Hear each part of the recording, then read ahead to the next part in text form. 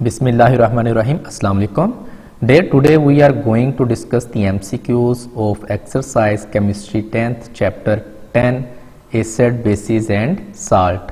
आज हम 10th chemistry के chapter 10th की exercise के MCQs को solve करेंगे जिसका नाम acid bases and salt है. First MCQs हमारे पास है a base is a substance which neutralizes an acid. Which of these substance is not a base? Base वो शय है जो एसिड को न्यूट्रल करती है. इनमें से कौन सा कंपाउंड बेस नहीं है? एक्वस अमोनिया, यानी कि aqueous ammonia, sodium chloride, sodium carbonate and calcium oxide. तो डेयर यहाँ पे सोडियम क्लोराइड जो है, sodium chloride is a salt, ये साल्ट है, ये बेस का काम नहीं करती. एक्वस अमोनिया, सोडियम कार्बोनेट और कैल्शियम ऑक्साइड ये एज ए बेस काम करते हैं. नेक्स्ट हमारे पास है Lewis acid base concept have the following characteristics except. इनमें से कौन सी खसूसियत लेवस एसिड बेस की नहीं है? पहला ऑप्शन हमारे पास है फॉर्मेशन ऑफ एन एडक्ट, यानी कि एडक्ट का बनना. Formation of A coordinate covalent bond, यानी कि कोऑर्डिनेट कोवलेंट बॉन्ड का बनना. Donation and acceptance of an electron pair, electron pair का देना और कबूल करना. Donation and acceptance of A proton, proton का देना और कबूल करना. तो डेयर लेवस एसिड बेस जो कंसेप्ट था ये नजरिया पेश किया गया था इलेक्ट्रॉन पेयर की बुनियाद पे. लेवस ने ये कहा था कि हर वो स्पीशीज जो इलेक्ट्रॉन पेयर डोनेट कर सकती है वो बेस है, और वो स्पीशीज जो इलेक्ट्रॉन पेयर हासिल कर सकती है उसको हम क्या कहते हैं? उसको हम एसिड कहते हैं. तो इसने प्रोटॉन की बुनियाद पे अपना कॉन्सेप्ट नहीं दिया था. तो यहाँ पे donation and acceptance of A proton, ये वाली कैरेक्टरिस्टिक्स ये लेवस एसिड बेस कॉन्सेप्ट की नहीं है. जब लेवस एसिड और बेस आपस में मिलते हैं तो वो एक एडक्ट बनाते हैं और इनके दरमियान कोऑर्डिनेट कोवलेंट बॉन्ड होता है. इनमें एक जो है स्पीशीज इलेक्ट्रॉन पेयर देती है, दूसरी स्पीशीज इलेक्ट्रॉन पेयर कबूल करती है. तो ये प्रोटॉन की बुनियाद पे नहीं था. नेक्स्ट हमारे पास है acetic acid is used for flavouring food, यानी कि एसिटिक एसिड इस्तेमाल होता है खुराक को खुश जायका बनाने के लिए. मेकिंग एक्सप्लोसिव, धमाका खेज अशिया बनाने के लिए. एचिंग डिजाइंस, यानी कि नक्शो नगार बनाने के लिए. क्लीनिंग मेटल्स, मेटल्स की सफाई के लिए. तो डेयर एसिटिक एसिड को आप यूज करते हैं खुराक को खुश जायका बनाने के लिए, फ्लेवरिंग फूड के लिए. नेक्स्ट हमारे पास है a salt is not composed of a metallic cation, non metallic anion, an anion of base and anion of an acid. तो डेयर एक जो साल्ट होता है, साल्ट के अंदर मेटेलिक केटाइन भी होते हैं और नॉन मेटेलिक एनाइन भी होते हैं. और जब एक साल्ट बनता है वो एसिड और बेस की न्यूट्रलाइजेशन से बनता है. बेस से केटाइन आते हैं, एसिड से एनाइन आते हैं. एसिड के एनाइन बेस के केटाइन से मिलते हैं. तो यहाँ पे ऑप्शन कौन सा आएगा? An anion of base. A salt is not composed of an anion of base, क्योंकि बेस के क्या होते हैं? केटाइन, और एसिड के एनाइन होते हैं.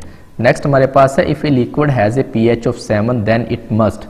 अगर किसी माया की पीएच जो है वो 7 हो तो ये होगा क्या होगा? ये be a colourless and a odourless liquid, ये बेरंग और बेबू माया होगा.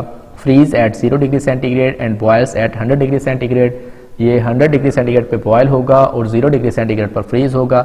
बी न्यूट्रल, ये न्यूट्रल होगा. या बी सोल्यूशन कंटेनिंग वाटर, पानी पर मुश्तमिल सोल्यूशन होगा.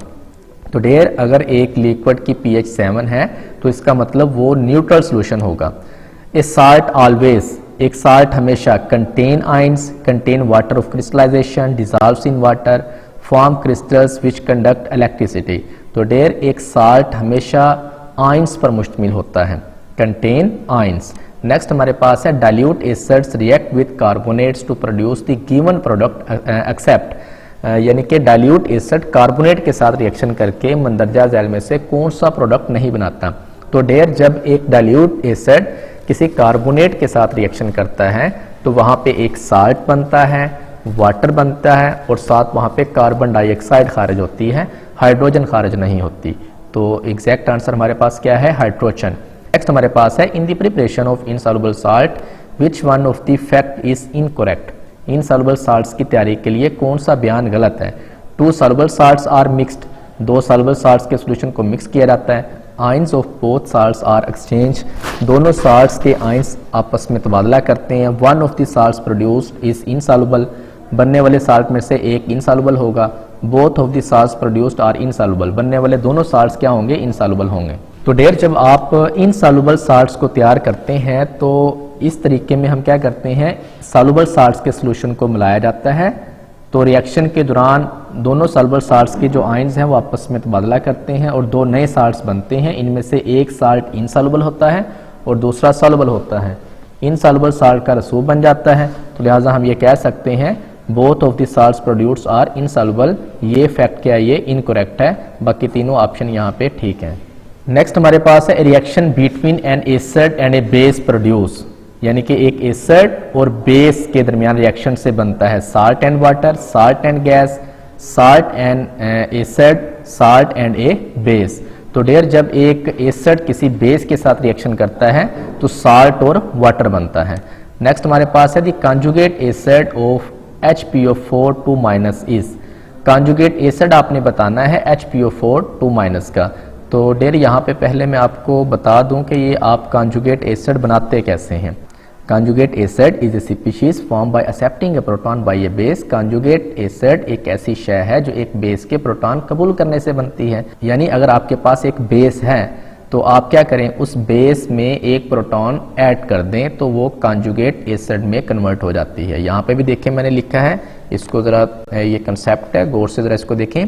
ए conjugate acid contains one more hydrogen atoms and one more positive charge than the base that formed it. Like जिस तरह देखें यहाँ पे अब हमने बनाना है यहाँ पे HPO4 2- का कंजुगेट, आपने क्या बताना है, इसका कंजुगेट एसिड। तो कंजुगेट एसिड बनाने के लिए हम क्या करते हैं, यहाँ पे कंजुगेट एसिड बनाने के लिए आप उसके अंदर एक हाइड्रोजन को ऐड करते हैं, प्रोटॉन को। तो आप इसके अंदर एक जो है प्रोटॉन को ऐड करें, यहाँ पे एक प्रोटॉन ऑलरेडी इसके पास है, एक और आप ऐड करेंगे तो कितने हो जाएंगे, ये 2 हो जाएंगे ना। तो यहाँ पे देखें ये बन जाएगा H2PO4। और जब हम इनके चार्जेस की बात करते हैं तो यहाँ पे भी देखें लिखा हुआ है कि conjugate acid contains one more hydrogen atom and one more positive charge, एक पॉजिटिव चार्ज का उसके अंदर आपने क्या करना है, इजाफा करना है। तो HPO4 2-, इसके ऊपर देखो चार्ज ऑलरेडी यहाँ पे कितने हैं, ऑलरेडी इसके ऊपर 2- चार्ज है, आपने एक पॉजिटिव चार्ज का इसके अंदर इजाफा करना है। तो बाकी यहाँ पे देखें कितने बच जाएंगे, यहाँ पे इसके ऊपर चार्ज -1 बच जाएगा। तो लिहाजा इसके ऊपर चार्ज कितना आ जाएगा, यहाँ पे -1। तो HPO4 2- का जो कंजुगेट एसिड है वो क्या होगा, H2PO4 -1। तो यहाँ पे एग्जैक्ट आंसर हमारे पास क्या है, H2PO4 -1। ये कंजुगेट एसिड है किसका, HPO4 2- का। नेक्स्ट देखें, what is the pOH of A 0.02 molar calcium hydroxide. तो यहाँ पे पहले देखें हम इसको सॉल्व करते हैं। Calcium hydroxide solution is a strong base. It ionizes completely such that 1 mole of a calcium hydroxide gives 2 moles of hydroxide ions. यानी कि कैल्शियम हाइड्रोक्साइड का सॉल्यूशन एक स्ट्रॉन्ग बेस है। जब आप इसकी मुकम्मल आयनाइजेशन करवाते हैं तो कैल्शियम हाइड्रोक्साइड का 1 मोल आपको 2 मोल्स देता है हाइड्रोक्साइड आयन के। तो यहाँ पे कंसंट्रेशन आपको दी गई है, कितनी दी गई है, 0.02 मोलर। तो आपने इसको 2 के साथ मल्टीप्लाई कर देना है तो आपके पास हाइड्रोक्साइड आयन की कंसंट्रेशन कितनी आ जाएगी, 0.04 मोलर। तो हमारे पास एक फार्मूला है pOH मालूम करने का। तो pOH मालूम करने के लिए हम क्या लगाते हैं formula, pOH = log hydroxyl ion concentration. तो जब आप इसके अंदर हाइड्रोक्साइड आयन की वैल्यू पुट करते हैं वो आपके पास है 0.04, तो आपने इसका माइनस log ले लेना है तो आपके पास जवाब कितना आ जाएगा, 1.397। तो हमारे पास एग्जैक्ट आंसर क्या है कि what is the pOH of 0.02 molar calcium hydroxide, 1.397। Next है, which one of the following species is not amphoteric. Amphoteric आपने बताना है इनमें से कौन सी स्पीशीज एम्फोटेरिक नहीं है।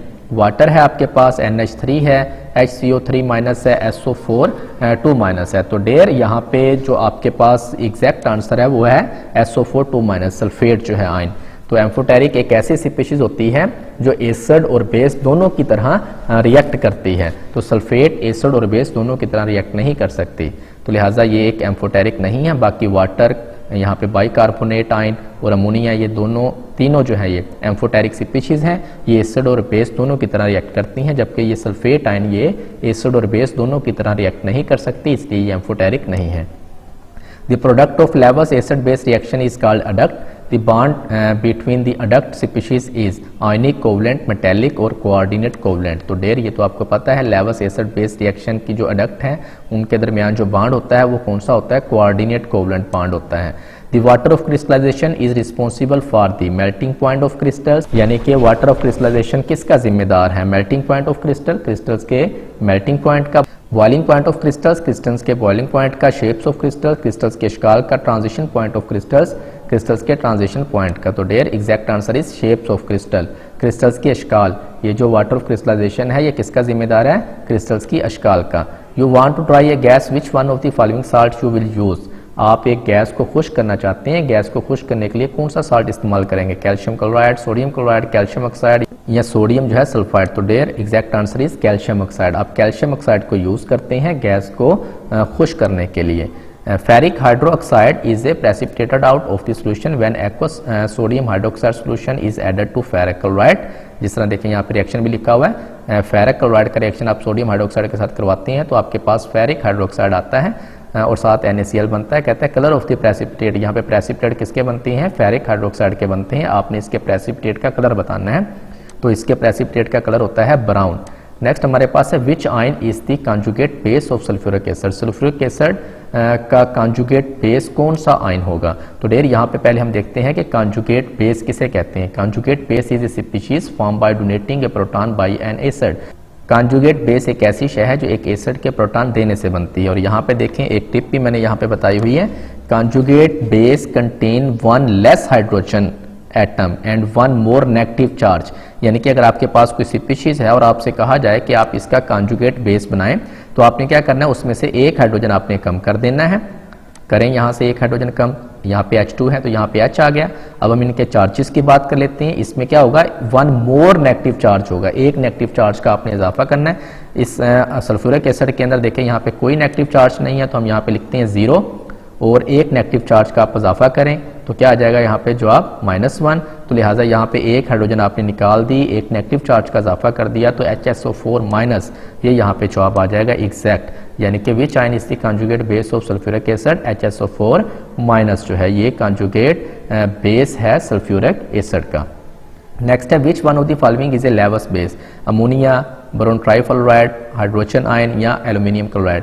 तो डेयर आपको पता है लेवस बेस एक ऐसी स्पीशीज होती है जो इलेक्ट्रॉन पेयर को डोनेट कर सकती है। तो अमोनिया के पास लोन पेयर ऑफ इलेक्ट्रॉन होता है, इसलिए ये काम करती है एज ए लेवस बेस का। नेक्स्ट है according to the Lewis concept acid is a substance which can donate a proton, जो प्रोटॉन दे सके, donate a pair of electron, एक इलेक्ट्रॉन का पेयर दे सके, और एक्सेप्ट ए प्रोटॉन, प्रोटॉन कबूल कर सके, या accept a pair of electron, electrons का पेयर कबूल कर सके। तो their Lewis acid base concept के मुताबिक एसिड एक ऐसी शय है जो इलेक्ट्रॉन का पेयर कबूल कर सके और बेस एक ऐसी शय है जो इलेक्ट्रॉन का पेयर दे सके। तो यहाँ पे एग्जैक्ट आंसर क्या है, accept a pair of electron. Next है given KW is equal to H into hydroxyl ion concentration. दोनों की कंसंट्रेशन यहाँ पे बताई हुई है 1.0 10⁻⁻⁻14 एट 25 डिग्री सेंटीग्रेड। कहता है what is the concentration of hydrogen ion in pure water at 25 degree centigrade. आपने सिर्फ यहाँ पे हाइड्रोजन आयन की कंसंट्रेशन आपने बतानी है, वो इसका हाफ हो जाएगी। कितनी हो जाएगी ये 1.0 10⁻⁻ कितना हो जाएगा -7 जो है एट 25 डिग्री सेंटीग्रेड। तो यहाँ पे एग्जैक्ट आंसर क्या है 1 10⁻⁻ कितना है 1 मल्टीप्लाई बाय 10⁻⁻ कितना है ये -7 जो है मोल पर क्यूबिक डेसीमीटर। ये आपके पास एग्जैक्ट इसका आंसर है। तो डेयर आज के लिए इतना ही। इंशाल्लाह नेक्स्ट वीडियो में हम नेक्स्ट चैप्टर यानी कि 10th केमिस्ट्री के चैप्टर नंबर 3 की एक्सरसाइज के MCQs को सॉल्व करेंगे। तब तक के लिए अल्लाह हाफिज़।